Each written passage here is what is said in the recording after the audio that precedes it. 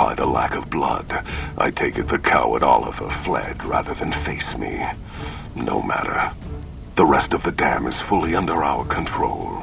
A few pitiful holdouts remain, but their time is short. The general was the last source of concern. With their commander gone, the NCR will pull out of this region, allowing our conquest to continue westward unopposed for a time. The Legion will swell with the number of slaves we will claim from this place, and the tribute we gather will fund further campaigns. Perhaps in time I will be granted the honor of conquering the land known as California. But for now we rest. Know that your efforts are appreciated and will not go unrewarded. But we can speak of that later. For now, come. We must see to the burning of the dead. And so the courier who had cheated death in the cemetery outside Good Springs cheated death once again, and the Mojave wasteland was forever changed. Caesar entered the Strip as though it was his triumph. The Legion pushed the NCR out of New Vegas entirely, driving them back to the Mojave outpost. The Legion occupied all major locations, enslaving much of the population and peacefully lording over the rest. Under the Legion's banner, civilization, unforgiving as it was, finally came to the Mojave wasteland. Though the courier himself was just and forthright in his dealings throughout the wasteland, he helped the Legion achieve victory. Caesar honored him with a golden coin, minted in celebration of his contributions and distributed throughout the wasteland. Tabitha and Rhonda went east, through Caesar's land. Occasionally, tales of their exploits found their way back west, though few believed them. Eventually, the stories concerning the duo were collected and published, and proved to be quite popular with children. Invigorated by his travels with the courier, Raul once more took up his guns in memory of his lost Rafaela. Soon after, the Mojave was filled with tales of the ghost vaquero who hunts down those who prey on the weak. Cautious after the boomers' display of power at Hoover Dam, Caesar chose to leave the boomers alone. The boomers remained isolated, but have been seen flying over the Mojave Desert from time to time. Buried beneath tons of rubble, the Mojave chapter of the Brotherhood of Steel was no more. Those few who were outside the Hidden Valley bunker when it was destroyed settled into new lives, or headed west to find a new chapter to join.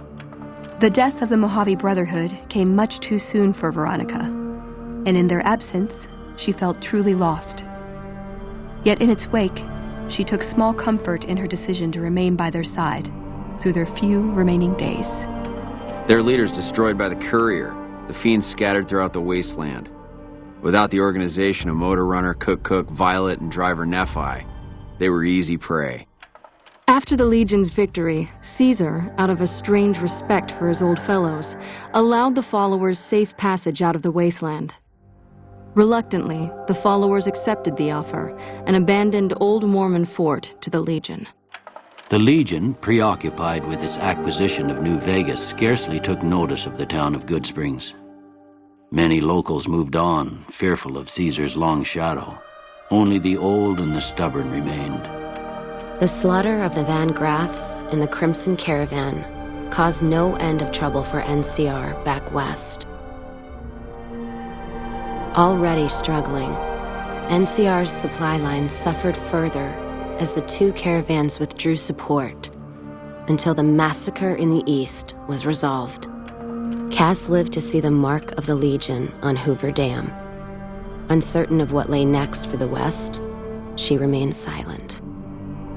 As the Legion marched west, she found it difficult to see the dam as anything more than a gravestone for the Mojave and everyone in it. As reward for their loyal service, Caesar forcibly integrated the great Khans into the Legion. The sick and elderly were killed, the women sold as wives to ranking officers, and the tribe's identity was annihilated. Though many great Khans mourned the death of their tribe, many more were ultimately satisfied with their revenge against NCR. Thanks to the courier and Lily, A cure for the Nightkin's schizophrenia was found shortly after Dr. Henry's experiment concluded. Nightkin and other super mutants in the wasteland flocked to Jacobstown, and the town became known as a haven where a mutant could find peace. Encouraged by the courier to take her medication regularly, Lily's mind eventually attained a semblance of clarity.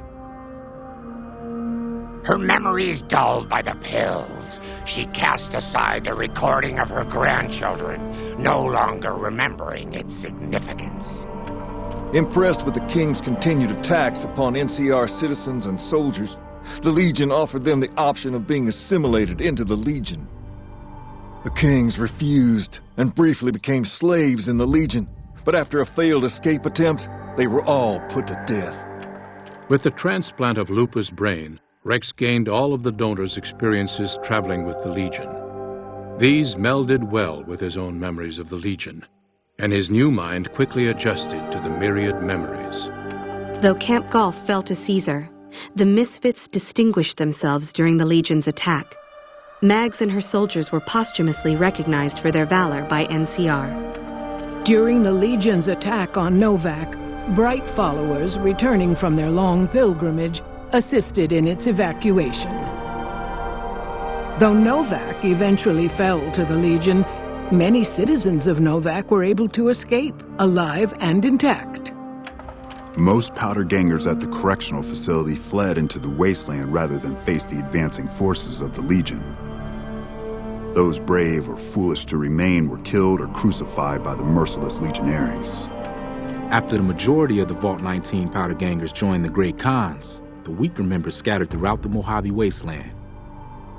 Though a few managed to erase their past, most never survived the journey. Despite NCR's pledge to support Prim, they abandoned the town after their loss to Caesar. Though Caesar keeps Prim open for business, its citizens live under the constant watch of Legion soldiers.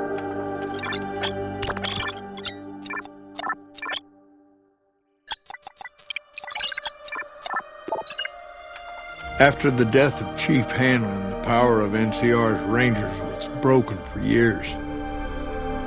Their organization, so reliant on the wisdom and guidance of its elder members, became a shadow of what it once was to people across the wasteland. Merciless in their assault on the NCR, the remnants struck fear into the hearts of even the Centurions at Hoover Dam. Well aware of the full extent of their power, Caesar commanded his troops to not pursue them. And so the courier's road came to an end, for now. In the new world of the Mojave Wasteland, fighting continued, blood was spilled, and many lived and died just as they had in the old world. Because war never changes.